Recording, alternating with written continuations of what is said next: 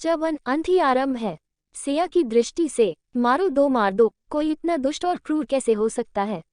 लोगों का शोर सिया ने सुना। उसने सोचा, जिस प्रजा की मैंने अपने बच्चे के जैसे देखभाल की, आज वो सब मेरी जान लेना चाहते थे। एक शाही सैनिक ने मुझे न्याय वेदी के बीच में आने के लिए धक्का मारा। ये वही शाही सैनिक थे जो मेरे सामने सर नहीं उठाते थे। मुझे चांदी के अभिमंत्रित हथकड़ी से बांधा गया ताकि मैं अपनी शक्तियां खुद के लिए इस्तेमाल न कर पाऊं। इसी वजह से उस तेज धक्के से मैं खुद को संभाल नहीं पाए और घुटनों पर गिर गई। सब लोग चिल्ला रहे थे, गालियां दे रहे थे। किसी ने घंटी बजाई तो भीड़ में सन्नाटा छा गया। मैं उठने की कोशिश कर रही और सबका ध्यान सबसे ऊंचे बैठे शख्स की तरफ चला गया। दूसरी तरफ मैं घुटनों पर क्यों रहूं जब मैंने कोई अपराध नहीं किया। मेरा दिल जानता है कि मैं निर्दोष हूँ। एक ठंडी आवाज आई, मेरे ख्याल से सब यहाँ आ चुके हैं। उद्धरण चिन्ह आर्यांश भृगुराज आर्यन जो आर्यावर्त का महाराज है, वो उनकी आवाज थी। वो इंसान जो एक हफ्ते पहले मेरा पति था। आज हम सब यहाँ इकट्ठा हुए हैं न्याय के लिए, उस जुर्म के न्याय के साक्षी बनने के लिए जो सिया तुषार आर्यावर्त की पूर्व महारानी ने किया। उद्धरण चिन्ह इसने मेरा वो नाम लिया जो मेरे विवाह से पूर्व था। ठीक ही था, क्योंकि हमारा रिश्ता एक हफ्ते पहले इतिहास था। हमारा तलाक जो हो चुका है। इस आदमी ने मुझे खुद से उस समय तक जोड़े रखा जब मैं उपयोगी थी। जैसे ही मेरी उपयोगिता खत्म हुई, मुझे कचरे की तरह फेंक दिया और अपना नाम भी मिटा दिया। एक कड़वेपन का एहसास मेरे दिल ने महसूस किया।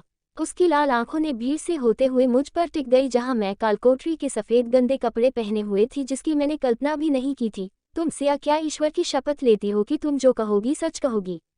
उद्धरण चिन्ह उन आंखों में मेरे लिए सिर्फ नफरत और घृणा था। महाराज की बातों ने मुझे अंदर से झंझोर दिया, लेकिन मैं खुद को सहज रखा और कहा, हाँ मैं सच कहूंगी।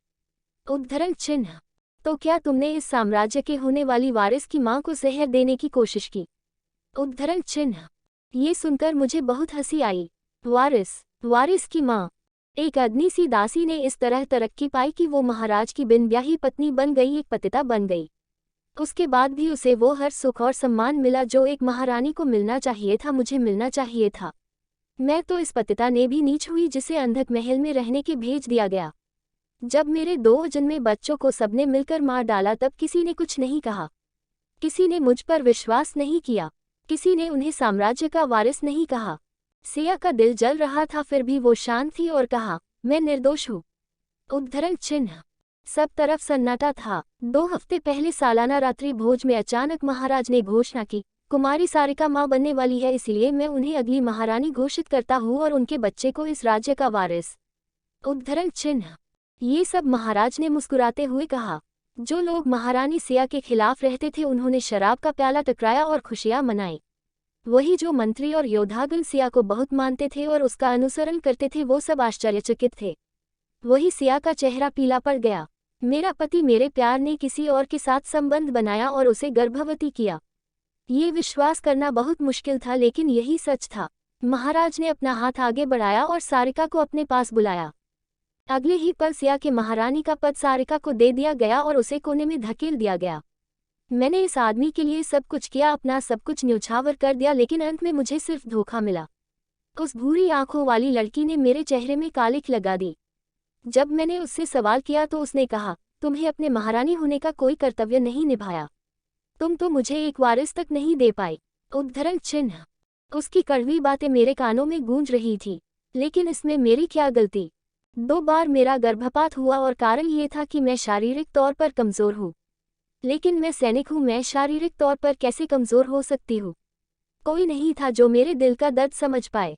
मेरे पिता युद्ध के मैदान में थे और मेरी माँ इस दुनिया में ही नहीं थी। एक वो ही था जिसे मैंने अपना सहारा बनाया, उससे प्यार किया। वो मेरे खाली जीवन की रोशनी था। मैंने इंतजार किया कि शायद एक दिन वो मेरे प्यार को समझकर मुझे वापस प्यार करे, लेकिन ये मेरा भ्रम था। मैं केवल एक गुड़िया थी और उसके हाथी की कठपुतली, जबकि उसका स्नेह उस अग्नि ने दासी को मिला जो विवाह वाले दिन इस राजमहल में आई थी। फिर भी मैंने खुद को साबित करने के लिए युद्ध लड़ा और उसमें जीत हासिल की। मैंने अपने पति का दिल जीतने के लिए वो सब कुछ किया जो उसने कहा। आखिरकार मैं उसकी आधिकारिक पत्नी हूँ। लेकिन मैं गलत थी, सब झूठ था, भ्रम था। अब मेरे साथ मेरे अजन्मे बच्चे को सजा लेनी पड़ेगी। हाँ, मैं 4 महीने गर्भवती हूँ। मेरी प्रार्थना रंग लाए, लेकिन कहीं मेरे बच्चे को भी दुश्मन नुकसान न पहुंचाए, इसीलिए मैंने ये खबर छुपा कर रखी। जब भी सारिका नहीं होती तो ही महाराज को सिया की याद आती थी। उस रात्रि भोज में सिया के बर्दाश्त की हर हद पार हो गई। मैं चाहे कुछ भी कर लूँ वो मुझसे कभी प्यार नहीं करेगा।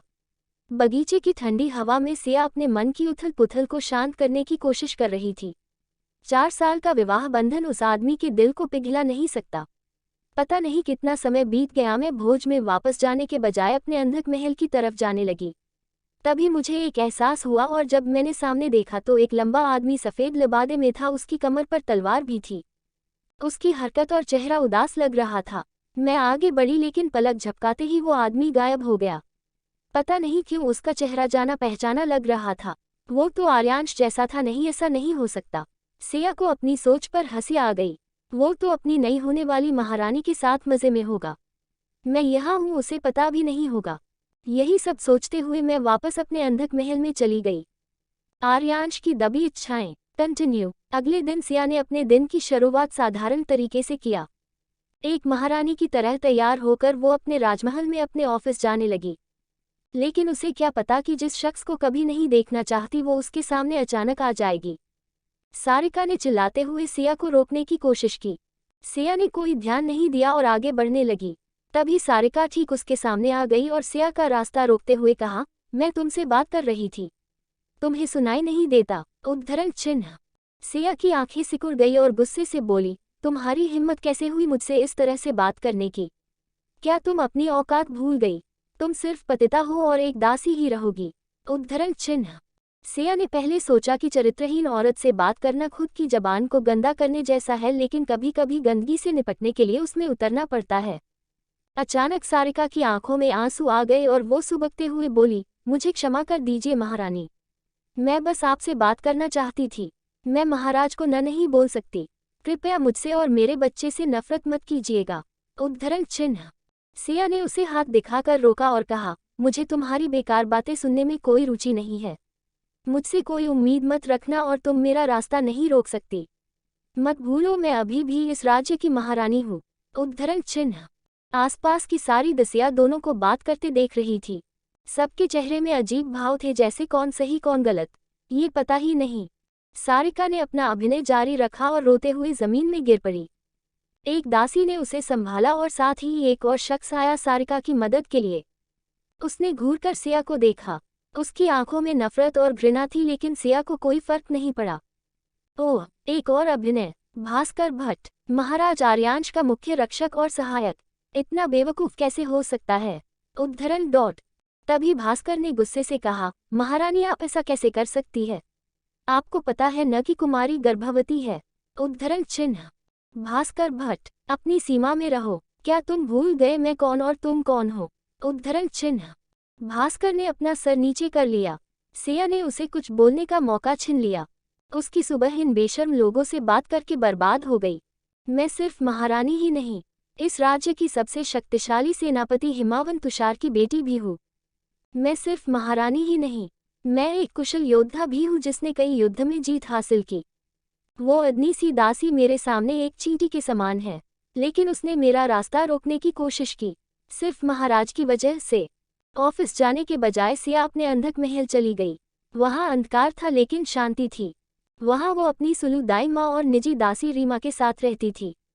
माँ की मृत्यु के बाद सुलू दाई माँ से सिया को पाला और विवाह कर महल आने के बाद रीना ने उसका बहुत ख्याल रखा। रीना आर्यांश की माँ की भी निजी दासी रह चुकी थी जब तक वो जीवित थी। अपने कमरे में जाकर सिया बिस्तर पर गिर गई। वो मानसिक तौर पर बहुत थक चुकी थी। रीना अंदर आई और सिया का सर दबाते हुए पूछा, क्या हुआ महारानी? आप मुझसे अपने दिल की बात कर सकती है? उद्धरण चिन्ह। सिया की आंखें भर आई और वो रीना के गले लग गई और बोली, मैं थक गई हूँ। उद्धरण चिन्ह। रीना ने उसके चांदी जैसे बालों को सहलाया और कहा, आप उदास न हो, नहीं तो बच्चे पर गलत असर होगा। उद्धरण चिन्ह।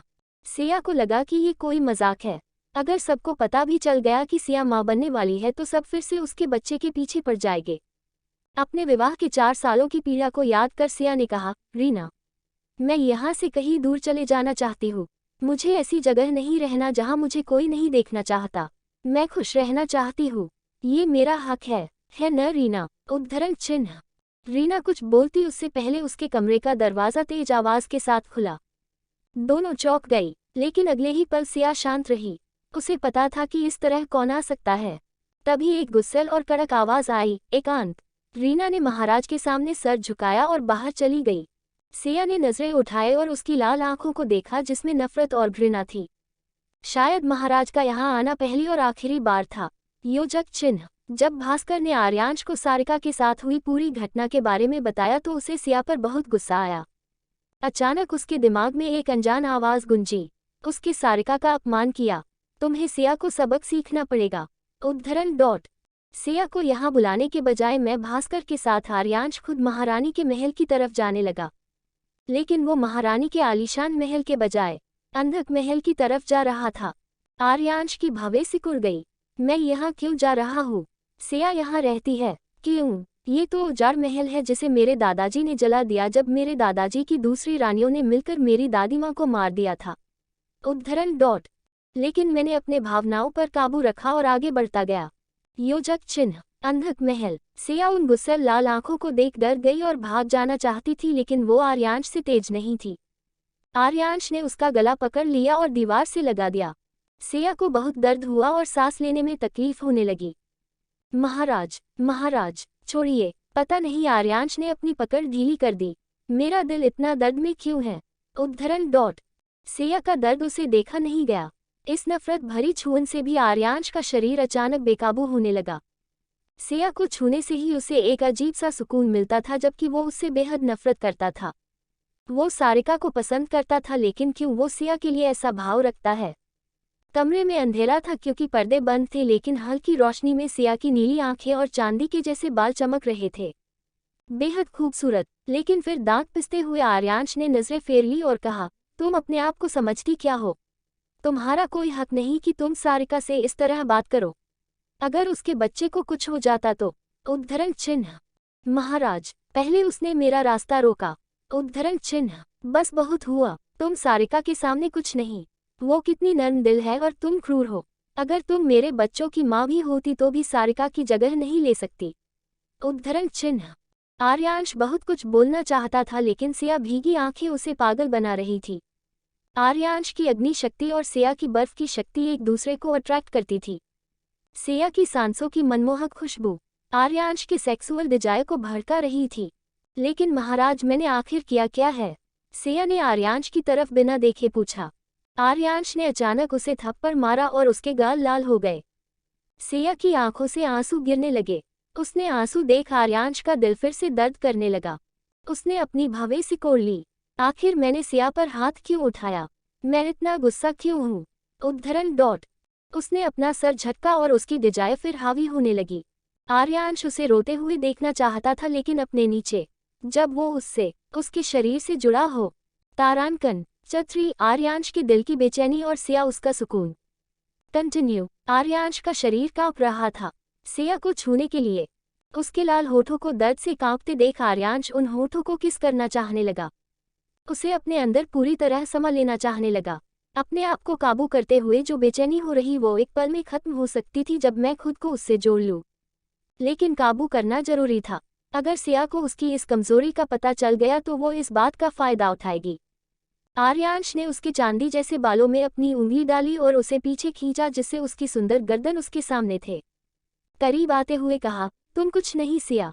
अगर मेरे बच्चे की माँ भी बनो तो भी तुम सारिका की तरह नहीं बन सकती।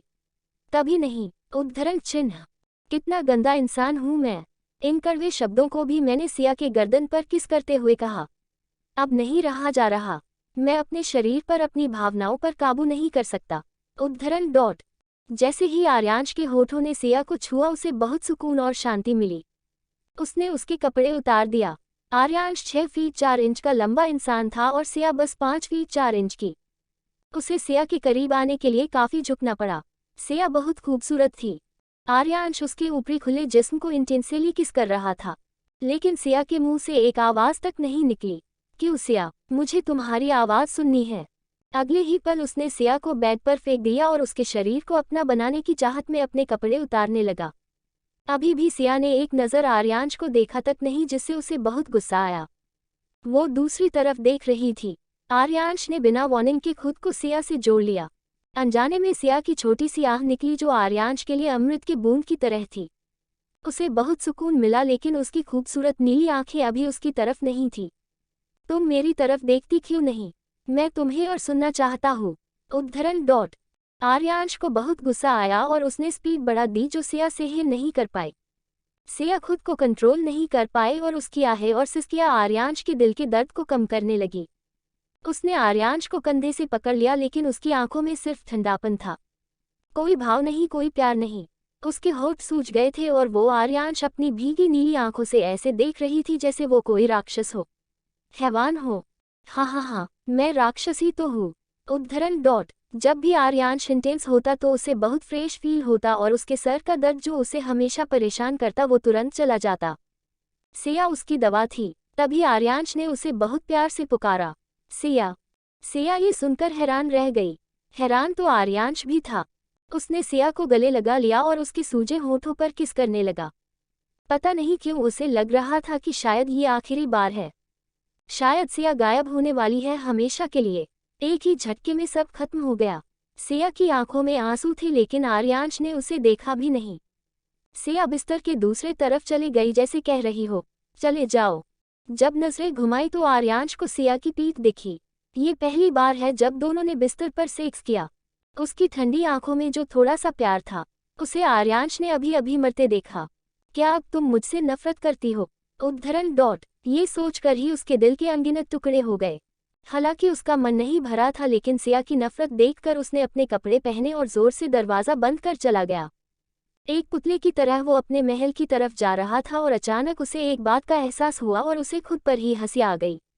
मैं कैसे सिया का प्यार पा सकता हूँ जब मैं खुद उसके साथ हैवानों और राक्षस जैसा बर्ताव करता हूँ? उद्धरण।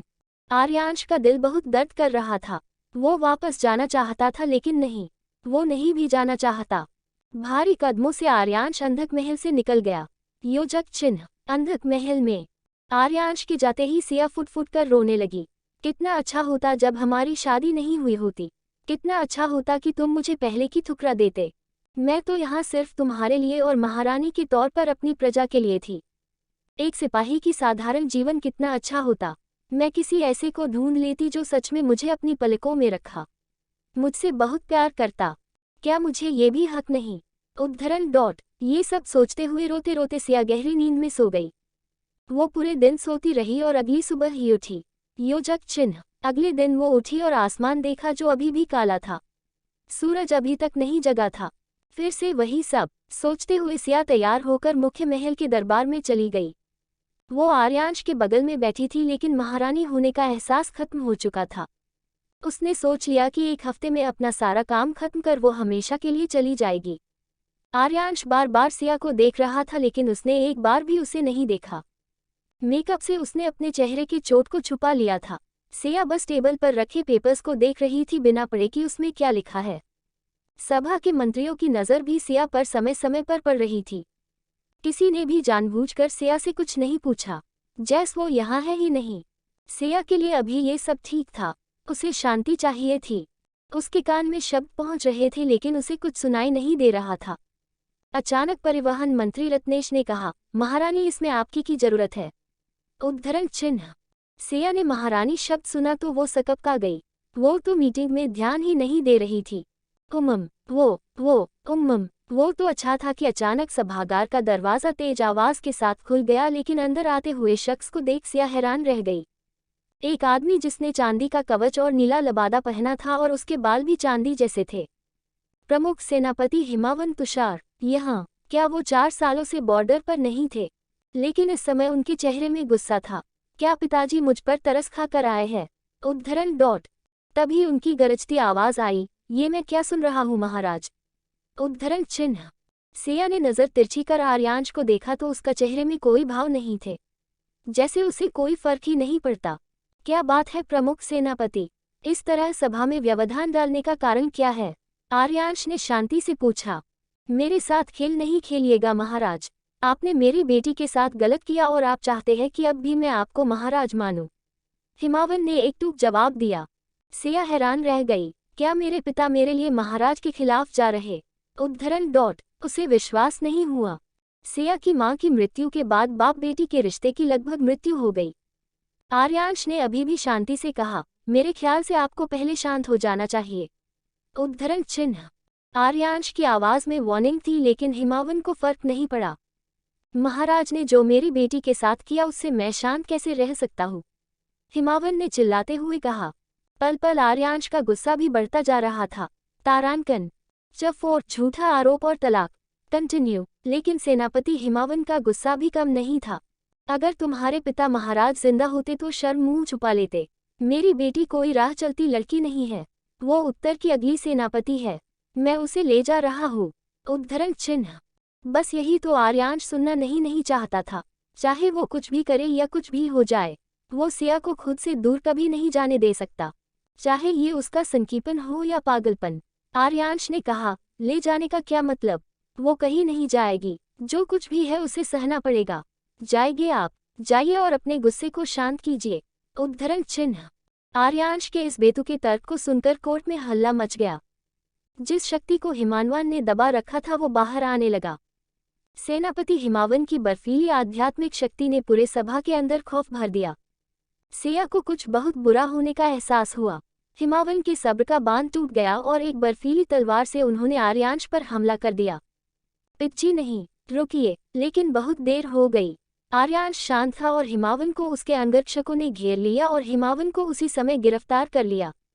सिया के साथ साथ परिवहन मंत्री रत्नेश और पश्चिम सेनापति पार्श सेन खड़े थे।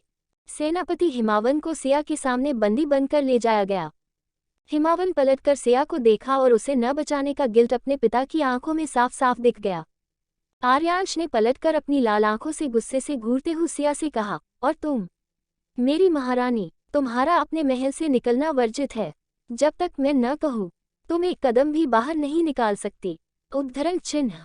सिया की रीढ़ की हड्डी जम गई। अगर वो रिवोल्ट करे तो उसकी सजा उसके पिता को मिल सकती है। जब तक वो शांत है तब तक उसके पिता ठीक रहेंगे। सिया ने तुरंत हाँ में सर हिलाया और चली गई। कुछ और दिन बीत गए और मैंने इस कैद से निकलने की पूरी तैयारी कर ली थी।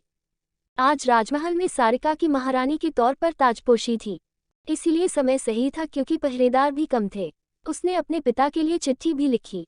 उसे बहुत खुशी थी ये जानकर कि उसके पिता उससे प्यार करते हैं। सुलुदाई माँ ने भी मेरे साथ जाने की जिद की और कहा, मैंने मेरी प्यारी बेटी को बचपन से पाला है, मैं अब आपको अकेला कैसे छोड़ दूँ? उद्धरण चिन्ह। रीना ने मुस्कुराते हुए कहा, पहले खाना खा लेते हैं। उद्धरण चिन्ह। सुलुदाई माँ ने पता नहीं क्यों रीना को कभी पसंद नहीं किया, सिर्फ सिया की वजह से उसे सह रही थी। जब जाने को तैयार हुए तो सिया ने पूछा, रीना तुम नहीं चल रही? उद्धरण चिन्ह। वो कुछ कहती उससे पहले मुख्य दरवाजे ने अचानक कई शाही सैनिक अंदर आ गया और सिया को पकड़ लिया। अगले ही पल उसके हाथों में अभिमंत्रित चांदी की हथकड़ी पहना दी गई ताकि वो अपनी बर्फीली शक्तियां इस्तेमाल करके भाग न जाए। सिया को बहुत गुस्सा आया और चीख पड़ी, तुम सबकी इतनी हिम्मत, मैं अभी भी तुम्हारी महारानी हूँ। उद्धरण चिन्ह। शाही सैनिक ने एक कदम पीछे खींच लिया। तभी भास्कर भट्ट अंदर आया और वो बुरी तरह सिया को घूरने लगा। क्या पता चल गया कि मैं भागने वाली हूँ?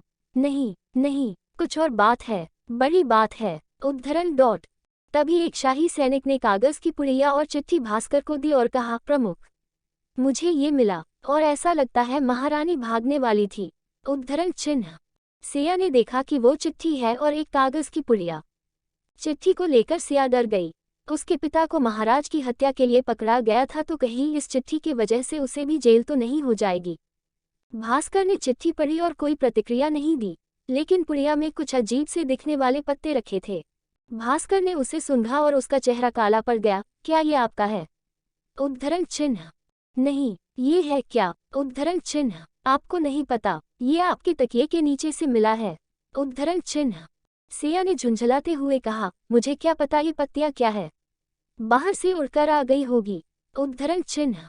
मुझे तो बस तलवार चलाने में निपुणता हासिल हुई है। उद्धरण डॉट। भास्कर ने गुस्से से कहा, ये दवा है जो गर्भपात में इस्तेमाल होता है। उद्धरण चिन्ह। सिया के ऊपर जैसे बिजली गिर गई। क्या? उद्धरण चिन्ह। ऐसा कैसे हो सकता है? मेरे महल में सिर्फ सुलुदाई माँ और रीना ही आते हैं। क्या ये सैनिक झूठ बोल रहा है? उद्धरण डॉट। तभी भास्कर ने कहा, महारानी सिया तुषार आपको राज्य के वारिस की हत्या के लिए और महारानी सारिका को नुकसान पहुंचाने के लिए गिरफ्तार किया जाता है। उद्धरण चिन्ह।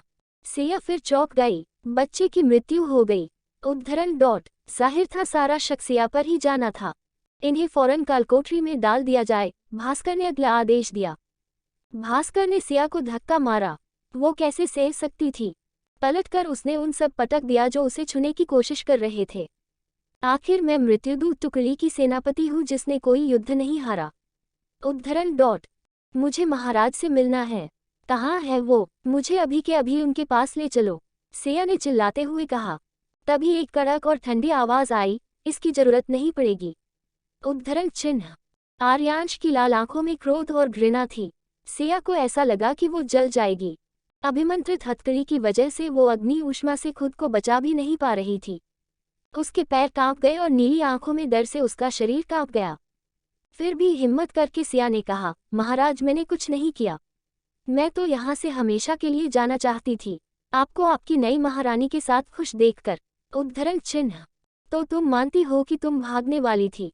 आर्यांश की आवाज़ धीमी हो गई और उसने आगे कहा, तुम्हें वो जरूर मिलेगा जो तुम्हें चाहिए।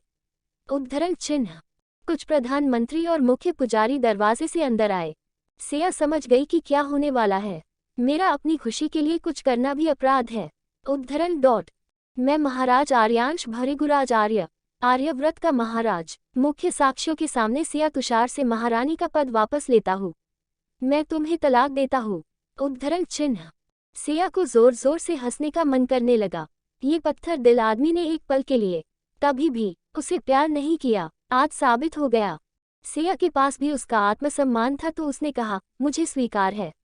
उद्धरण चिन्ह एक मंत्री ने एक पेपर आगे किया और आर्यांश ने उस पर बिना कोई गिल्ट के साइन कर दिया और मैं भी हथकड़ी लगे हाथ से।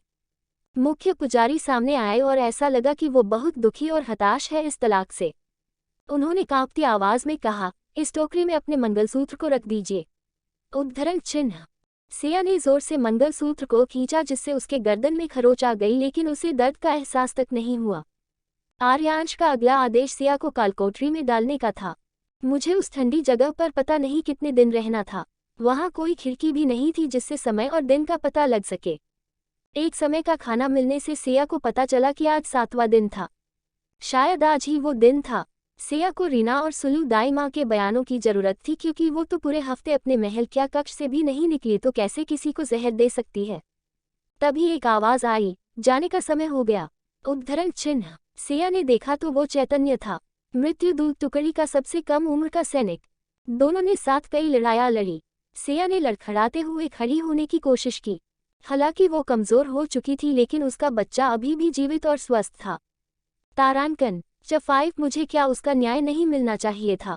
कंटिन्यू मेरी दाई माँ और रीना कहाँ है? कोठरी से बाहर निकलते ही सिया का पहला सवाल था। चैतन्य ने कोई जवाब नहीं दिया। शायद सबकी तरह वो भी मुझसे नफरत करने लगा हो। उद्धरण डॉट कई सारे कोठरियों से गुजरते हुए हम दोनों एक जगह रुक गए। कोठरी में चांदी जैसे बालों वाले शख्स को देख सिया हैरान गई और चैतन्य की तरफ मुड़ी। सेनापति, मैं आपके लिए बस इतना ही कर सकता हूँ। मुझे और हमारी टुकड़ी को आप पर पूरा विश्वास है, लेकिन हम सब बंधे हैं। आप हमेशा से हमारे महारानी है और रहेगी। उद्धरण चिन्ह ऐसे समय में अपने कलीग के मुंह से ऐसी बात सुनकर सिया की आंखों से आंसू गिर पड़े और कांपते होठों से उसने धन्यवाद किया। चैतन्य ने तुरंत सिया को अंदर जाने का इशारा किया।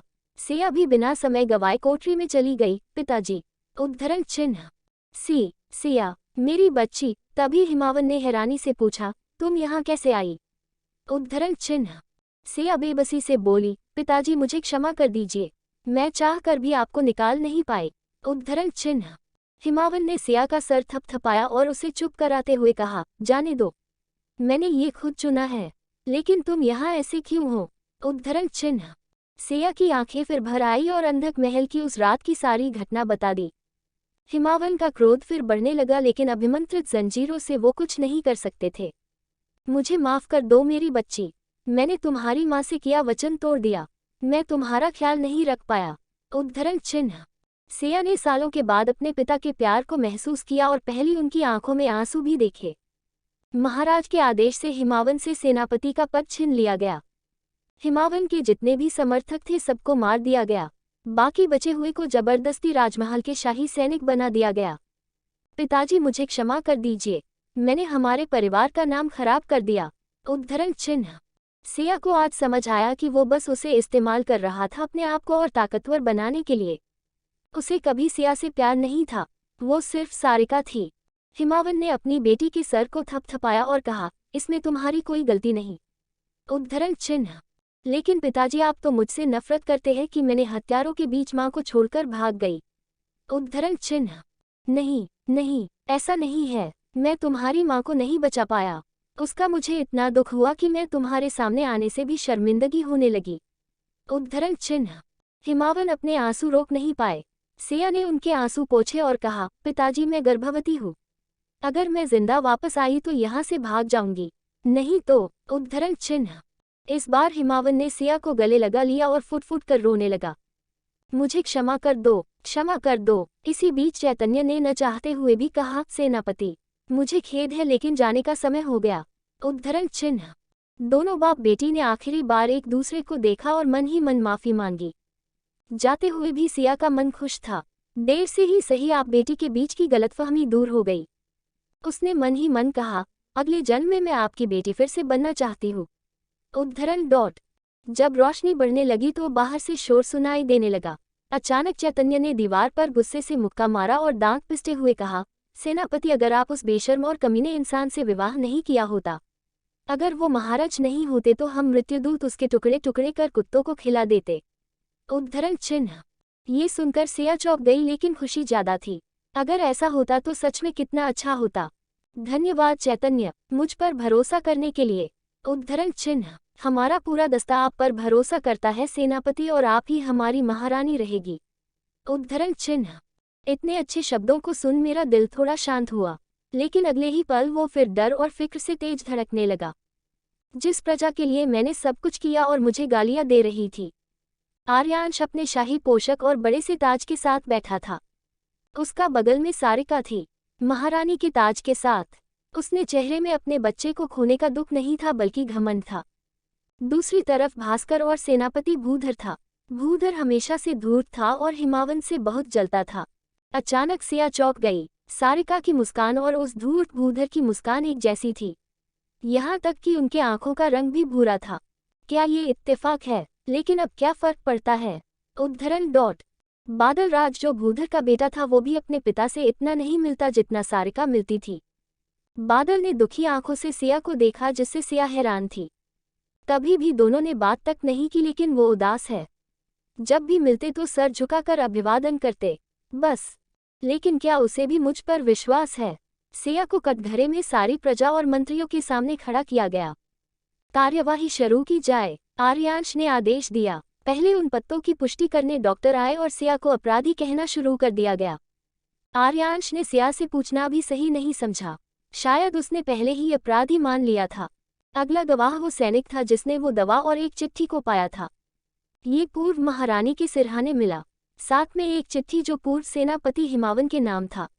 उद्धरण चिन्ह। उसने चिट्ठी पढ़ना शुरू किया जिसमें साफ साफ लिखा था कि वो इस राज्य और महाराज आर्यांश को छोड़कर जाना चाहती है। ये शर्मिंदगी भरा जब एक निजी चिट्ठी सबके सामने पढ़ी गई। वही अरियनाश गुस्से से पागल हो गया। उसने चिल्लाते हुए पूछा, सिया, क्या ये तुमने लिखा है? उद्धरण चिन्ह। न बोलने का तो सवाल ही नहीं। तो सिया ने हाँ में सर हिलाया और कहा, हाँ, मैंने लिखा है। उद्धरण चिन्ह। सिया समझ गई थी वो मृत्यु की तरफ बढ़ती जा रही है। उस सैनिक ने यह भी बताया कि सिया ने सामान भी बांध लिया था, तभी उन्हें गिरफ्तार किया गया। आर्यांश ने अब भास्कर को बोलने को कहा। उसने बेवकूफों की तरफ बिना जाने समझे उस घटना का जिक्र किया जब सारिका ने जबरदस्ती सिया का रास्ता रोका था और फिर बेचारी होने का नाटक किया था। सिया हैरान थी, कितने क्रूर है ये सब।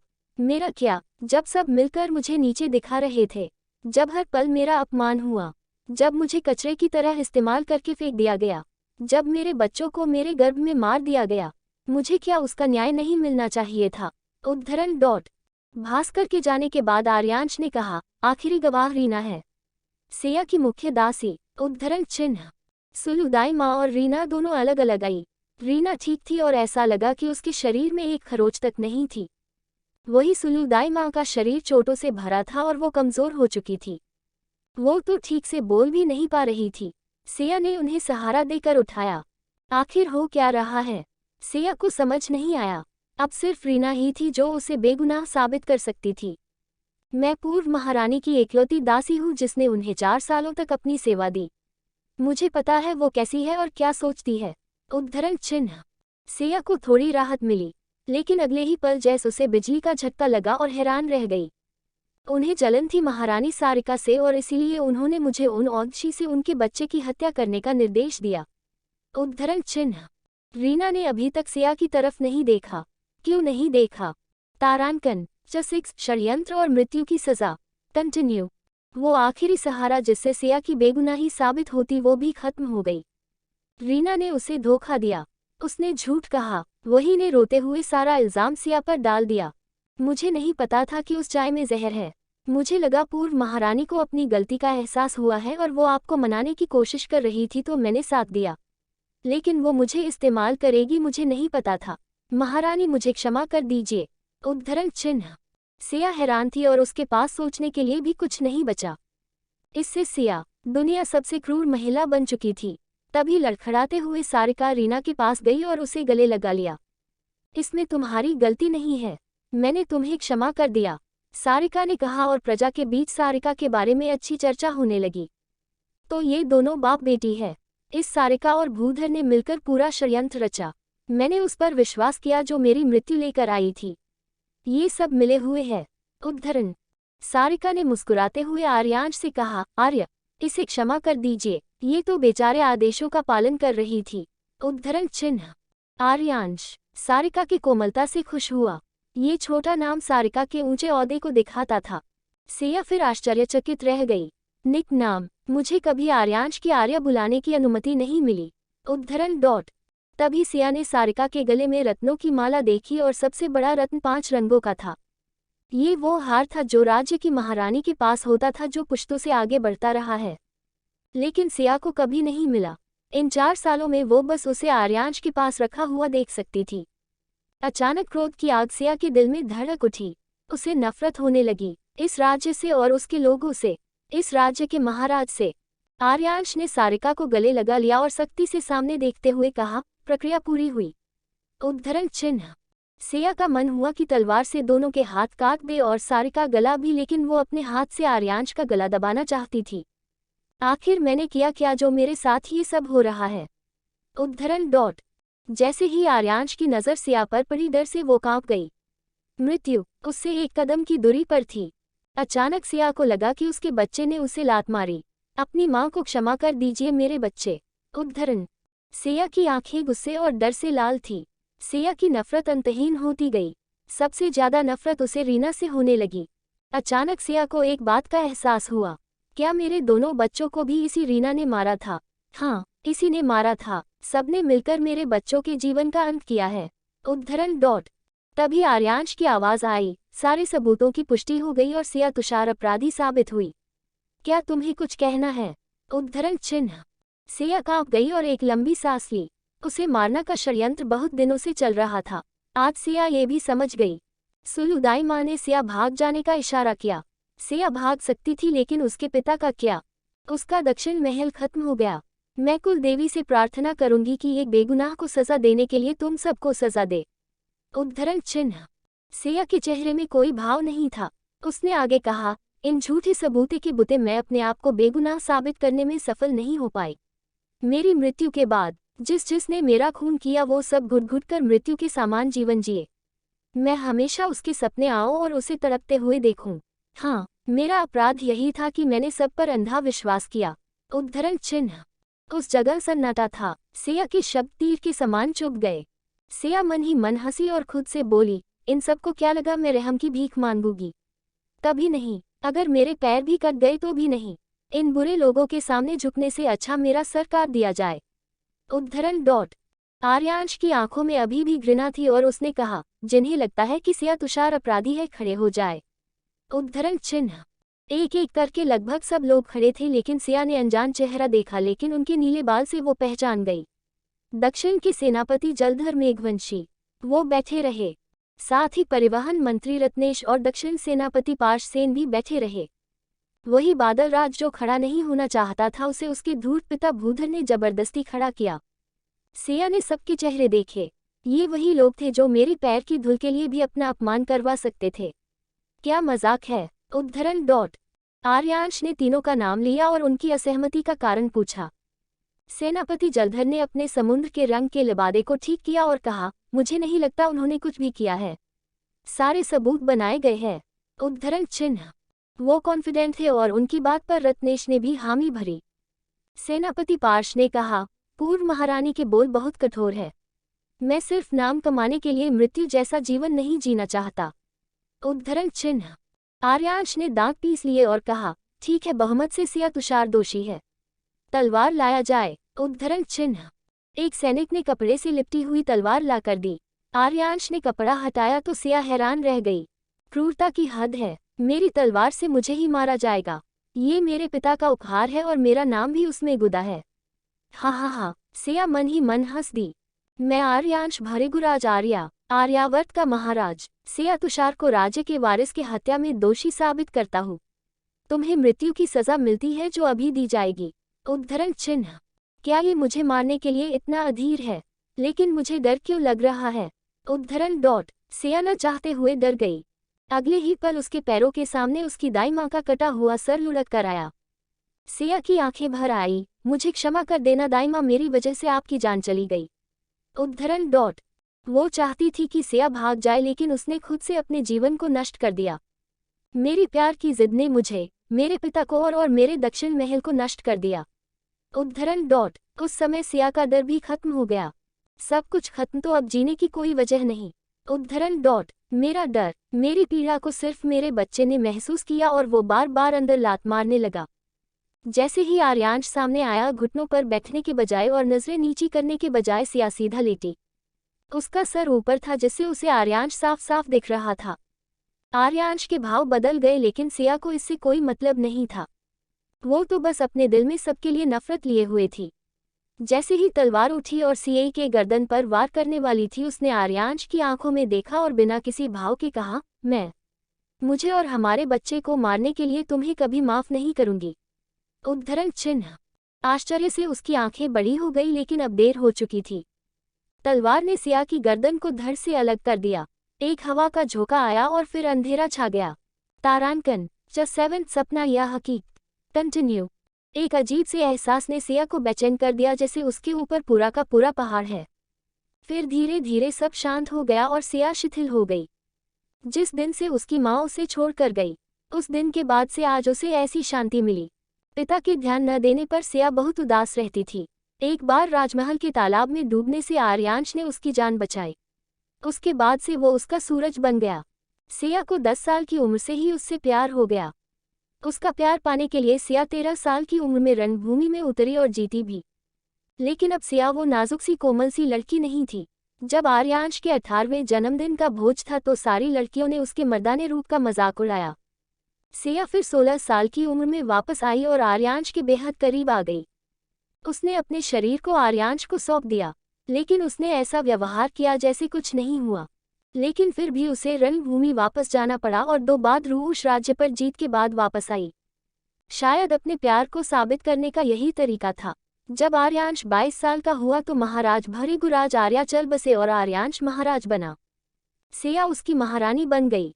आधिकारिक पत्नी होने के बाद भी वो एक पतिता की तरह थी। जब उसे सिया की जरूरत होती तो वो उसे अपने ऑफिस बुला लेता और अपने शरीर की भूख मिटा लेता। कोई प्यार नहीं, कोई स्नेह नहीं। कुछ दिनों बाद एक दासी ने उसकी जगह ले ली और वो बस नाम की महारानी रह गई। सिया के 2 बच्चे उसके गर्भ में मर गए। ये साजिश थी लेकिन आर्यांश ने कुछ नहीं किया और अंत में झूठे आरोप में आर्यांश ने सिया की जान ले ली। आखिर मेरी गलती क्या थी? मैं बस प्यार के लिए तड़पती रही और क्या मिला मुझे? मृत्यु। उसने कभी मुझे प्यार नहीं किया। मैं बस मोहरा थी, उसके राज्य की बस एक सैनिक थी। जब मेरी काम पूरा हो गया तो मुझे मार दिया। उद्धरण चिन्ह। सिया की आत्मा शून्य में थी और वहां फंस गई। शायद उसका अधूरी इच्छा थी जिस वजह से उसे अगले जन्म के लिए उसकी आत्मा आगे नहीं जा पाई। सिया ने कई आत्माओं को जाते देखा लेकिन वो वही रही। शायद मेरी यही नियति है। उद्धरण चिन्ह। सिया ने आंखें बंद कर ली और घुटनों पर गिर गई। उसने हाथ जोड़कर कहा, हे कुलदेवी माता, अगर मुझे यही रहना है तो मुझे मेरे मरे हुए बच्चों से मिलवा दो। मैं खुशी खुशी रह लूंगी। कृपा करो माता। उद्धरण चिन्ह। अचानक सिया के ऊपर एक सफेद रोशनी गिरी और उसके जीवन का हर क्षण उसके सामने फिल्म की तरह चलने लगा। रुक जाइए, मुझे नहीं देखना, नहीं सुनना। सिया को फिर से वही पीड़ा होने लगी। सिया ने अपनी आंखें और कानों को हाथ से बंद कर लिया। अगले ही पल वो ये सब गायब हो गया। लेकिन सिया को लगा कि वो पानी के अंदर है और ऊपर से सूरज की रोशनी आ रही है। सिया ने हाथ ऊपर किया और चिल्लाना चाहती, मुझे बचाओ, बचाओ, मैं फिर मरना नहीं चाहती। उद्धरण चिन्ह डॉट। लेकिन आवाज नहीं निकली, बल्कि पानी उसके मुंह में चला गया। सिया ने फिर से आस छोड़ दी और आंखें बंद कर इसे भी स्वीकार कर लिया। लेकिन तभी किसी ने सिया की कलाई पकड़ी और उसे ऊपर खींच लिया। सिया हैरान थी। सिया को अचानक गर्माहट का एहसास हुआ और तेज रोशनी में वो अपनी आंखें नहीं खोल पा रही थी। सिया को तो सांस भी नहीं आ रही थी, लेकिन जिसने उसे पानी से बाहर निकाला वो उसे उसके मुंह से सांस देकर उसे ठीक करने की कोशिश कर रहा था। सिया आंखें खोलकर उस शख्स को देखना चाहती थी, लेकिन सूर्य की तेज रोशनी से कर नहीं पाई। शून्य में सूरज कहाँ से आया? उद्धरण डॉट। सिया मन ही मन आश्चर्यचकित थी। सिया को लगा उसकी कुलदेवी ने उसकी प्रार्थना सुन ली, लेकिन पानी की ठंडक और सूर्य की गर्मी कैसे? उसे तो चिड़ियों की चहचहाट तक सुनाई दी। क्या मैं स्वर्ग पहुंच गई? उद्धरण डॉट। कोई उसके गाल को थपथपा रहा था और उसे जगाने की कोशिश कर रहा था, लेकिन सिया आंखें खोल ही नहीं पाई। कन्फ्यूजन में उसका सर घूम रहा था।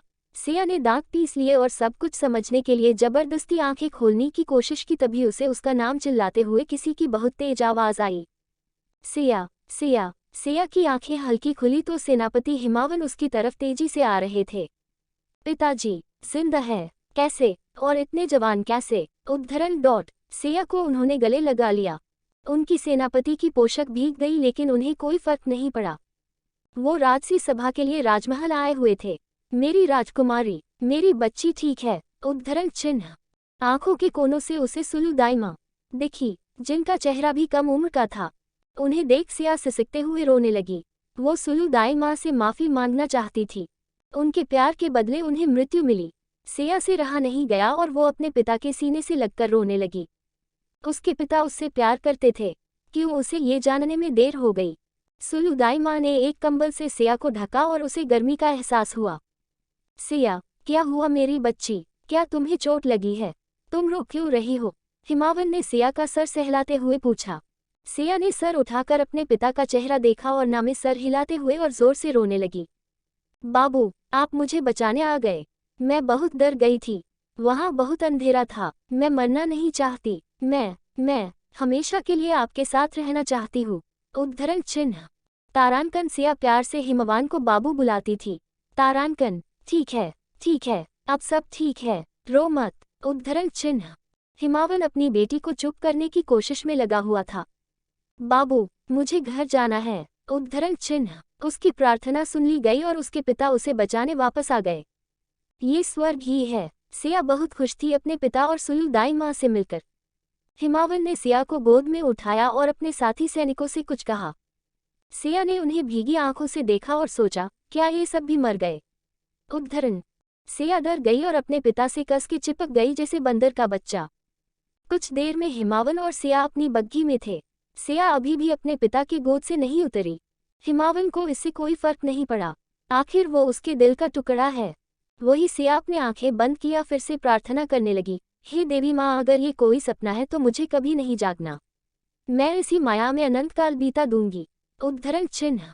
सिया के सर को थपथपाते हुए हिमावन पुरानी यादों में खो गया जब उसने पहली बार सिया को गोद में लिया था। वो रो रही थी, लेकिन उसके गोद में आते ही चुप हो गई। वो बिल्कुल उसका अक्स है। उसकी प्यारी मुस्कान देख हिमावन के मुंह से पहला शब्द निकला, सिया। हालांकि भविष्यवाणी के अनुसार सिया एक संत आत्मा का पुनर्जन्म थी, तो उसका नाम पवित्रा होना था, लेकिन हिमावन के सामने किसकी चलती है। अभी 10 साल की सिया उसके गोद में सो गई। हिमावन ने उसके माथे को चूमा और कसम खाई, इस बार मैं मेरी बच्ची को कुछ नहीं होने दूंगा। बाबू तुम्हारी रक्षा करेंगे। उद्धरण चिन्ह।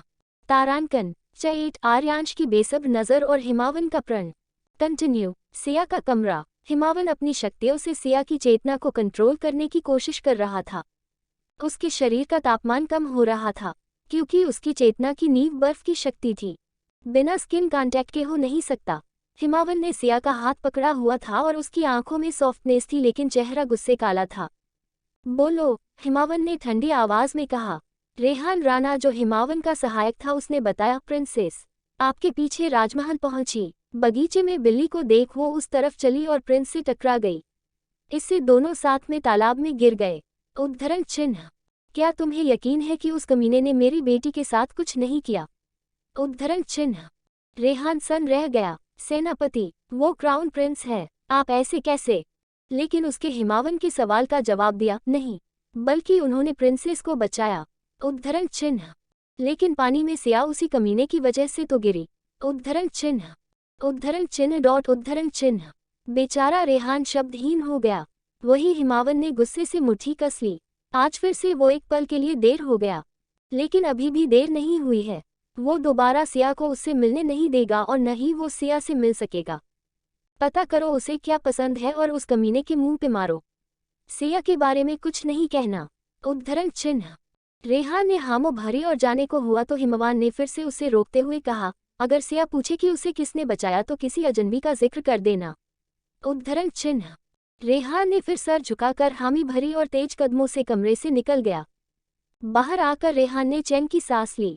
सेनापति हिमावन के आध्यात्मिक शक्ति का प्रेशर हमेशा से स्ट्रांग रहा है, लेकिन आज कुछ ज्यादा ही था। कमरे में हिमावन ने कुछ दिव्य अग्नि पत्थर बिस्तर के चारों तरफ रख दिए। सिया के खून में बर्फ की शक्ति थी और अभी ठीक होने के लिए उसे गर्मी चाहिए। परिवार का पहला बच्चा हमेशा की असीम शक्तियों के साथ पैदा होता है। इसीलिए सब लड़के होते हैं, क्योंकि लड़कियों का कमजोर शरीर इस शक्ति को सह नहीं पाता। स्पेशली दक्षिण महल और राजसी परिवार में, जिसे बर्फ और अग्नि की शक्ति मिली है। 100 साल बाद दक्षिण महल में लड़की का जन्म हुआ। ये भी भविष्यवाणी थी, सिया संत की आत्मा का पुनर्जन्म है जो दुष्टों का अंत करेगी। क्राउन प्रिंस के जन्म के बाद सिया पहली रॉयल ब्लड थी, इसलिए भविष्यवाणी सही थी। अचानक हिमावन को याद किया तालाब किनारे किस तरह आर्यांश उसकी सिया को घूर रहा था। उसकी नजरें ऐसी थी जैसे उसे पहली नजर का प्यार हो गया है। नहीं नहीं, मैं ऐसा नहीं होने दूंगा। फिर हिमावन ने जोर से रेहान को आवाज लगाई। बेचारा रेहान चौंक गया और तुरंत अंदर आया। जी सेनापति, रेहान हकलाया। कुछ लोगों को मेरी बेटी की सुरक्षा के लिए नियुक्त करो। कोई भी लड़का मेरी सिया के आसपास भी नहीं मंडराना चाहिए। उद्धरण चिन्ह। उद्धरण चिन्ह डॉट उद्धरण चिन्ह। रेहान फिर अवाक था। आर्यांश बिना पलके झपकाए सिया को घूर रहा था जब वो हिमावन की गोद में रो रही थी। हिमावन उसकी नजरों को अपने शरीर से ब्लॉक कर दिया, लेकिन फिर भी उसकी पलकें नहीं झपकी और वो वहीं खड़ा रहा। हिमावन को बहुत गुस्सा आया और सबसे बड़ी बात, पहली की तरह वो चला क्यों नहीं गया। आर्यांश जानता था कि सिया उसकी मंगेतर है जिसे सब पसंद करते थे, सब सराहते थे। इसीलिए उसे बहुत ताज्जुब हुआ कि सिया इस तरह से रो रही है। कुछ दिनों से वो सिया पर नजर रखे हुए था कि कैसे वो चुपके से अपने पिता का पीछा करती थी और सोचती थी कि किसी को नहीं पता, जबकि पूरे महल को पता था। आर्यांश की जिज्ञासा भरी नजर हिमावन से बर्दाश्त नहीं हुई और वो बिना कुछ बोले राजमहल से निकल गया। अच्छा था कि सिया ने उसे नहीं देखा। किसी भी हालत में हिमावन उस कमीने को उसकी प्रिंसेस के पास आने तक नहीं देगा। उसने सिया के माथे पर किस किया। बुखार कम हो गया था। इस बार मैं तुम्हें और अपने दक्षिण महल को कुछ नहीं होने दूंगा, हिमवान फुसफुसाया। योजक चिन्ह। कहीं एक अंधेरी सड़क पर एक शख्स के हाथ में खंजर था जिससे ताज़ा खून टपक रहा था, क्योंकि अभी अभी किसी दूसरे शख्स के सीने से निकाला गया था। खंजर के साथ वो शख्स आगे बढ़ा तो एक और शख्स उसके बगल में बेहोश था। उसने खंजर नीचे रखा और सुनहरी रोशनी उसके हाथ से निकली। कुछ देर में दोनों की सांसें वापस आ गई। कुछ ही देर दोनों लोगों को बेहोशी की हालत में कुछ लोग ले गए, लेकिन उस सुनहरी रोशनी वाले ने पेड़ के पीछे छुपकर सब कुछ देखा और कहा, इस बार मैं आपको बचा कर रहूंगी महारानी। उद्धरण चिन्ह। योजक चिन्ह। सिया की जब आंखें खुली तो उसका सर भारी था, जैसे वो बहुत देर तक सोई। बिस्तर के पर्दे हटाने पर उसे सब कुछ चांदी के रंग का दिखा और अंत में एक पेंटिंग जिसमें एक चांदी की शील्ड और 2 नीले पंख जो दक्षिण महल का प्रतीक चिन्ह था। वो कूदकर उतरी और अपने आप को आईने में देखा तो और हैरान रह गई। क्या ये सपना है? मैं इतनी छोटी कैसे हो गई? उद्धरण चिन्ह। सिया का शरीर सिर्फ 10 साल का था। वो अब एक कोमल लड़की के रूप में थी, लेकिन उसका दिमाग अभी भी उन यादों को जानता था। मतलब एक 24 साल की अनुभवी लड़की 10 साल की लड़की शरीर में आ गई। खिड़की के पर्दों को हटाया तो उसके दक्षिण महल का बगीचे और दूर बर्फीले पहाड़ दिखाई दिए। वो अपने कमरे में थी जहां वो विवाह से पहले रहा करती थी। तभी उसे एक औरत की आवाज आई, प्रिंसेस। आप ठीक है? उद्धरण चिन्ह। सुलु दाई माँ आंखों में फिक्र लिए कमरे में आई। उन्हें देखते ही सिया अपने भावनाओं को काबू नहीं कर पाए और दाई माँ के गले लगकर फिर से रोने लगी। सुलु दाई माँ डर गई और उसकी पीठ थपथपाते हुए कहा, क्या आप अभी भी बीमार है? मैं डॉक्टर को बुलाऊं? उद्धरण चिन्ह।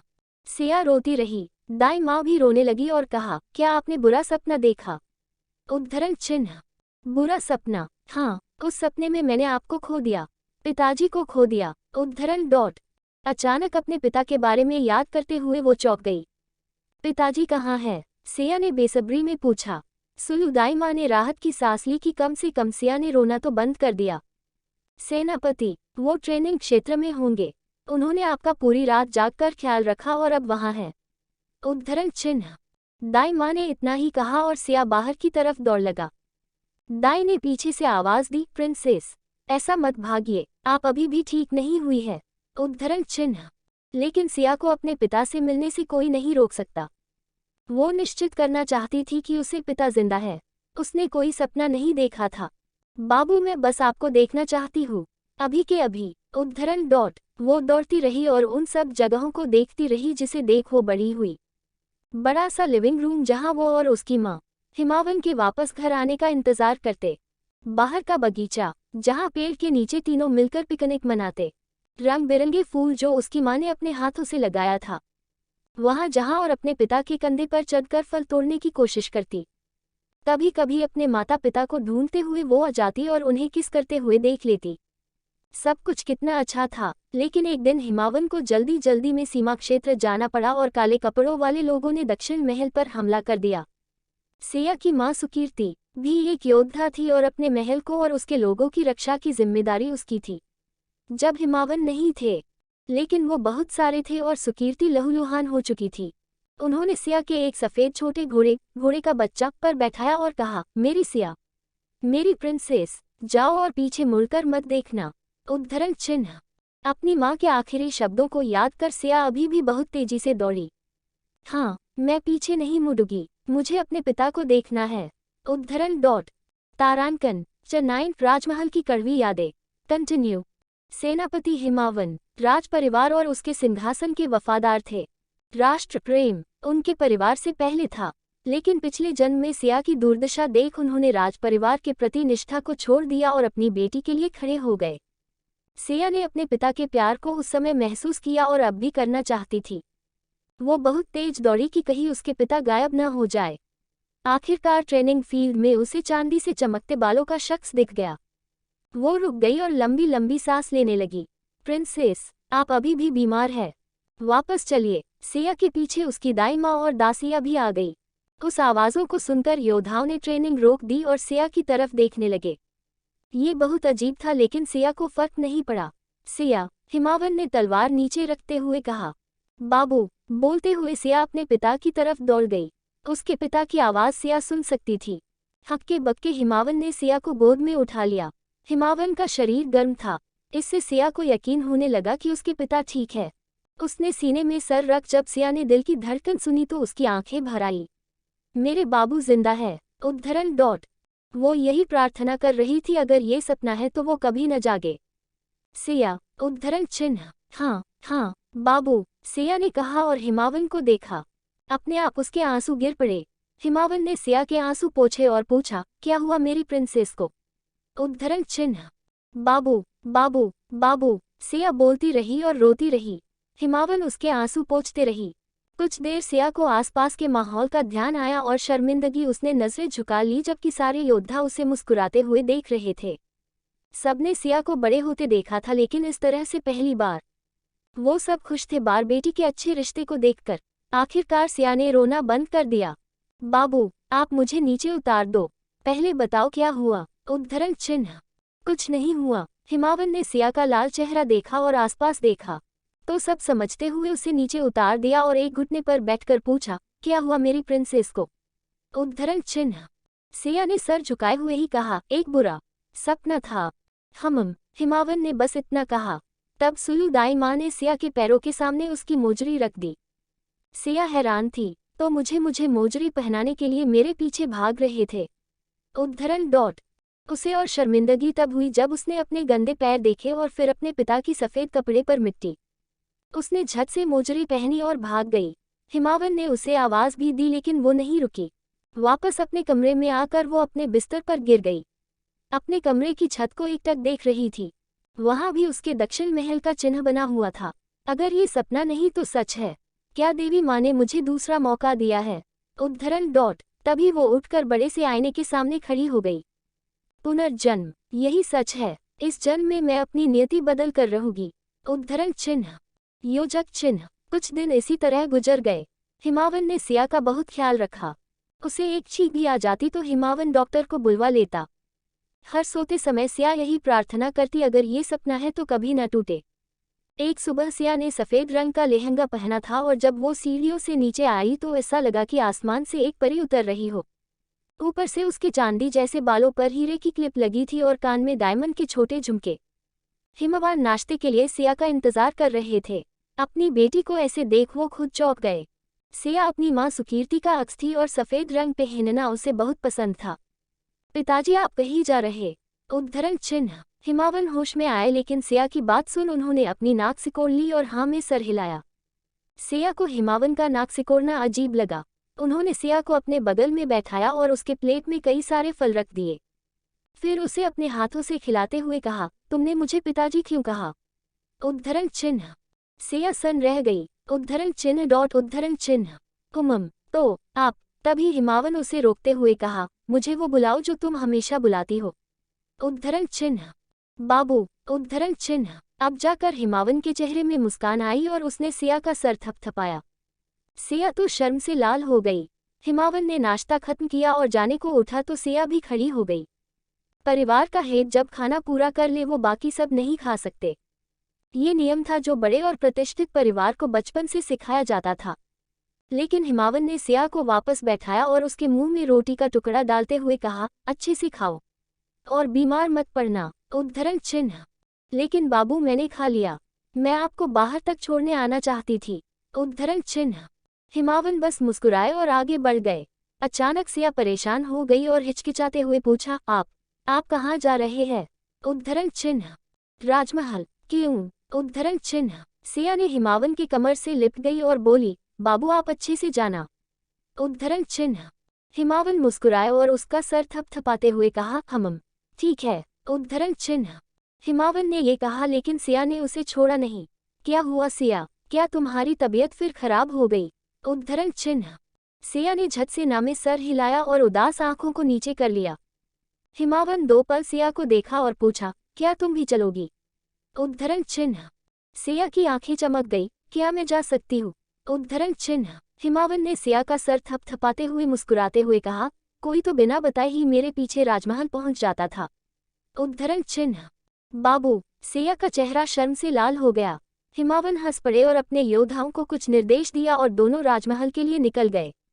महल सबसे नजदीक दक्षिण महल के ही था। कुछ ही घंटों में दक्षिण महल की बग्घी राजमहल के मुख्य दरवाजे से अंदर आ गई। हिमावन बाहर निकले और हाथ देकर सिया को बाहर आने में मदद की। सिया के सामने एक भव्य राजमहल था जिसे सोने की नक्काशी से सजाया गया था। बड़े बड़े पेड़ों की घनी छांव जो पत्थर की सड़क पर पड़ रही थी जो राजमहल के दरवाजे तक जाती थी। कई सैनिक, दासियां और महल में काम करने वाले लोगों का आना जाना लगा हुआ था। ये एक ऐसा नज़ारा था जो सिया कभी नहीं भूल सकती। राजमहल के अंदर महाराज का निजी महल था जहां महाराज रहते थे, लेकिन पिछले जन्म उसे भी वही रहना था, लेकिन वो वहां जा भी नहीं सकती थी। महारानी के बाद भी अपनी मर्जी से तो बिल्कुल नहीं। यादें उसके आंखों के सामने आने लगी। अचानक उसके हाथ कांपने लगे कि कहीं अचानक आर्यांश न आ जाए और फिर से उसे गिरफ्तार कर मौत की सजा न सुना दे। चटैन सिया और आर्यांश दोबारा मिले। कंटिन्यू। बहुत सारे लोग हिमावन को देखकर उनका अभिवादन कर रहे थे। कुछ तो उनसे बात भी करना चाहते थे लेकिन वो नहीं रुके। सिया को ठीक नहीं लगा तो उसने धीरे से कहा, बाबू मुझे नीचे उतार दो, मैं ठीक हूँ। उद्धरण चिन्ह। हम बस पहुँचने ही वाले हैं, लेकिन हमें सब घूर रहे हैं। मुझे नीचे उतार दो। उद्धरण चिन्ह। इस बार हिमावन ने कुछ नहीं कहा। सिया ने भी कुछ कहा क्योंकि वो समझ गई कि उसके पिता उसे डॉक्टर के पास ले जाकर ही उसे नीचे उतारेंगे। तभी किसी ने कहा, आपका स्वागत है सेनापति। सिया ने देखा तो सेना का एक कप्तान था। हिमावन ने हल्की मुस्कान के साथ सर हिला दिया। कप्तान रास्ते से हटा नहीं तो हिमावन ने पूछा, क्या हुआ? उद्धरण चिन्ह। सेनापति, क्या मैं आपकी मदद करूं? आप थक गए हैं शायद। उद्धरण चिन्ह। हिमावन ने ठंडे चेहरे के साथ बिना जवाब दिए आगे चला गया। मैं मेरी सिया को किसी अनजान को छूने भी नहीं दूंगा। उद्धरण डॉक्टर के पास पहुंचकर सिया का चेकअप हुआ तो वो ठीक थी, लेकिन हिमावन को अभी भी चिंता था तो वो डॉक्टर से सिया की सेहत के बारे में बात करने लगे। टेबल पर बहुत सारे पेपर्स रखे हुए थे। सिया को याद आया कि महारानी के तौर पर इतने सारे पेपर्स को पढ़ना और ऑर्डर्स देना तो उसका रोज का काम था। उसने पेपर उठाने के लिए हाथ बढ़ाया तो अचानक हिमावन ने उसे रोक दिया और कहा, ये क्या कर रही हो? ये सब बच्चों के लिए नहीं है। तुम बगीचे में क्यों नहीं जाती? उद्धरण चिन्ह। सिया नहीं जाना चाहती थी, लेकिन तभी मंत्री रत्नेश जल्दी जल्दी में हिमावन को साथ ले गए। कुछ डाकुओं ने महल में आती हुई सामानों की बग्घी को लूट लिया। इसी पर अर्जेंट मीटिंग बुलाई गई थी। सिया को मजबूरन अकेले जाना पड़ा। हमेशा की तरह वो बगीचे में घूमने लगी। एक बड़ा सा आम का पेड़ जिसकी छाव में खड़ी होकर एक पुरानी कड़वी याद में खो गई। ये वही जगह थी जहां आर्यांश और सारिका पहली बार मिले थे। उस दिन मुझे अकेले छोड़कर आर्यांश ने सारिका को इस पेड़ से गिरने बचाया और उसे प्यार कर बैठा। उद्धरण सिया ने कड़वी हंसी और मन ही मन कहा, प्यार क्या बेकार शब्द है। उद्धरण, मुझे इन सब बातों को याद नहीं करना चाहिए।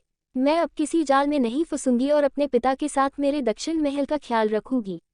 उद्धरण सिया ने एक लंबी सांस ली।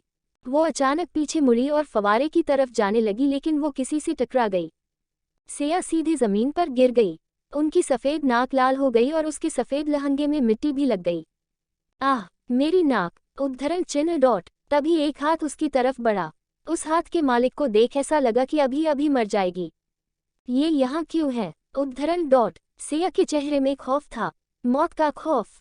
मैं अभी नहीं मरना चाहती, मुझे जीना है। उद्धरण अचानक पिछले जीवन की बातें, वो आदेश, वो गलत इल्जाम, तलवार की आवाज, सब कुछ सिया के कानों में गूंजने लगा। नहीं, मैंने कुछ नहीं किया। तभी एक कर्कश आवाज आई, क्राउन प्रिंसेस। सिया का दिल उसके गले में आ गया। मुझे मत मारना। वो 2 कदम पीछे सरक गई। वही लाल आंखें जिसमें उसके लिए गुस्सा और घृणा थी, वो फिर से उसके सामने था। तभी सिया फुसफुसाए, आप यहाँ क्यों हैं? उद्धरण चिन्ह। ये सवाल सिया ने शायद खुद से ही पूछा था। क्या तुम्हें नहीं पता मैं क्राउन प्रिंस हूँ? तो मैं यहाँ नहीं होऊंगा तो कहाँ होऊंगा? उद्धरण चिन्ह। सिया चुप रही। कोई जवाब न मिलने पर उसने भावे सिकोड़ ली। एक और आवाज आई जो बगल में थी, क्राउन प्रिंसेस, ये अव्यवहारिक है जिस तरह से आप अपने होने वाले महाराज से पेश आ रही है। उद्धरण चिन्ह। सिया ने कोई हरकत नहीं की। प्रिंसेस, तुम मुझे साथी राज्य के प्रिंस के सामने शर्मिंदा कर रही हो। उद्धरण चिन्ह। सिया उनकी बातों को सुन तो रही थी, लेकिन कुछ समझ नहीं पा रही थी। उसे अपने सामने अपनी मौत का नज़ारा दिख रहा था। तलवार कभी भी उसकी गर्दन को काट सकती थी। क्या तुम जानबूझकर मुझे शर्मिंदा करना चाहती हो? मेरा आदेश है, खड़ी हो जाओ। उद्धरण चिन्ह। लेकिन सिया का शरीर नहीं माना।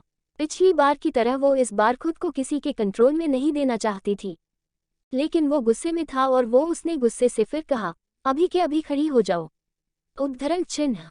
आदेश, वो गुलाम थी इस आदेश की। वो जो बोलता सिया वही करती, लेकिन इस बार ऐसा नहीं हो रहा था। सिया ने उसकी लाल आंखों में गुस्सा देखा और तभी उसका हाथ आगे बढ़ते देखा। सिया ने झट से अपना हाथ उठाकर अपना चेहरा ढक लिया ताकि वो गुस्से में उसे थप्पड़ न मारे, जैसे हमेशा होता था। लेकिन ऐसा कुछ नहीं हुआ। सिया ने आंखों के कोने से देखा तो वो हाथ थप्पड़ के लिए नहीं, उसे उठने में मदद करने के लिए था। मुझे लगता है इन्हें कुछ देर के लिए अकेला छोड़ देना ठीक होगा। क्या आप देख नहीं सकते ये कितना डरी हुई है? एक ही उम्र के लड़के जिसके बाल गहरे नीले थे दूसरी दिशा से आते हुए कहा। सिया उसे देख हैरान थी। उस लड़के ने झुककर विनम्र भाव से कहा, दक्षिण महल की प्रिंसेस सिया हिमावन तुषार, मैं ध्रुव धनानंद अनंतपुर का दूसरा प्रिंस आपका अभिवादन करता हुआ। उद्धरण चिन्ह। ये जिंदा कैसे है? इसे जिंदा नहीं होने चाहिए। ये क्या हो रहा है? उद्धरण सिया ने सोचा और बहुत हैरान हुई। फिर जब सिया ने उन लाल आंखों को देखा जिसमें गुस्से की ताप बढ़ती जा रही, जो सिया सह नहीं पाए और उसकी आंखों के सामने अंधेरा छा गया। अचानक अंधेरे में उसे एक रोशनी की किरण दिखाई दी जिसमें सिया को दिव्यता का एहसास हुआ। सिया, मेरी प्यारी बच्ची। उद्धरण चिन्ह। वो एक बहुत ही मीठी आवाज़ थी जिसे सुनने से ही मन को बहुत शांति मिली। धीरे धीरे सारा अंधेरा छट गया और सिया नीले आकाश में थी जहाँ सफ़ेद बादल पर वो खड़ी थी। ये आवाज़ कहाँ से आई? उद्धरण डॉट सिया ने मन में कहा, लेकिन फिर से वही मीठी आवाज़ आई।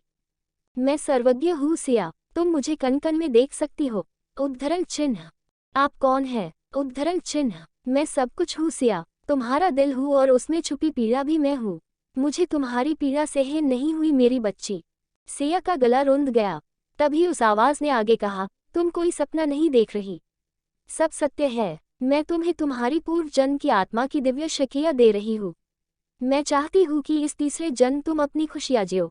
उद्धरण चिन्ह तीसरा जन्म मैं कुछ समझी नहीं। उद्धरण चिन्ह मैं तुम्हारी कुल देवी अपनी पहली मानस पुत्री संत पवित्रा की सारी आत्मीय शक्तियों को तुम्हें देती है। तुम इस योग की संत सिया पवित्रा हिमावन तुषार होगी और मानव कल्याण करोगी। उद्धरण चिन्ह सिया आश्चर्यचकित थी और बहुत सारे सवाल करना चाहती थी, लेकिन योजक चिन्ह दूसरी तरफ ध्रुव दीवार की तरफ सिया और आर्यांश के बीच खड़ा हो गया और कहा, मेरे ख्याल से आप इन्हें न छुए और सेनापति को सूचित करना ज्यादा अच्छा रहेगा। उद्धरण चिन्ह आर्यांश ने सिया को देखा और ध्रुव से कहा, तुम कहना क्या चाहते हो? आखिर मैंने किया क्या? ये खुद बेवकूफों की तरह व्यवहार कर रही थी। उद्धरण चिन्ह ध्रुव ने शांति से कहा, लेकिन इन्हें देखकर ऐसा लगा कि वो आपसे डर रही है। ऊपर से इनकी तबीयत भी ठीक नहीं। उद्धरण चिन्ह ये सुनकर आर्यांश का गुस्सा बढ़ने लगा। तुम्हें कैसे पता कि प्रिंसेस की तबीयत खराब है? उद्धरण चिन्ह कुछ दिनों पहले मैंने देखा कि कैसे आपसे टकराकर वो पानी में गिर गई और आप ही ने उन्हें बचाया और कुछ देर बाद सेनापति हिमावन इन्हें साथ ले गए। उद्धरण चिन्ह बोलते हुए ध्रुव एक घुटनों पर बैठ गया और सिया का पसीना पोंछने हाथ आगे बढ़ाया तो एक तीखी आवाज आई, उसे छूना भी मत। आर्यांश गुर्राया, वो तुम्हारी नहीं है। उद्धरण चिन्ह क्या आपको नहीं पता कि वो किसी भी नहीं है? ध्रुव अभी भी शांत था और आगे कहा, अभी आप दोनों का विवाह नहीं हुआ है और रही बात सगाई की तो आप खुद अपनी सगाई में आए ही नहीं। उद्धरण चिन्ह आर्यांश ने मुठिया कस ली। तारांकन तभी उसके अपने हाथ पर एक हाथ महसूस किया। हिमावन ने उसके कांपते हाथों को पकड़ा और पूछा, क्या हुआ सिया, तुम ऐसे व्यवहार क्यों कर रही? उद्धरण चिन्ह वो हकलाते हुए बोली, कुछ नहीं, कुछ नहीं। उद्धरण चिन्ह नहीं, तुम ठीक नहीं लग रही, चलो मैं तुम्हें शाही वैद्य के पास ले चलता हूँ। उद्धरण चिन्ह सिया उन्हें रोकना चाहती थी, लेकिन तब तक हिमावन ने उसे उठा लिया और आगे बढ़ गए। उसके कस के हिमावन को पकड़ लिया ताकि वो गिर न जाए। ये थोड़ा शर्मिंदगी भरा था। तारांकन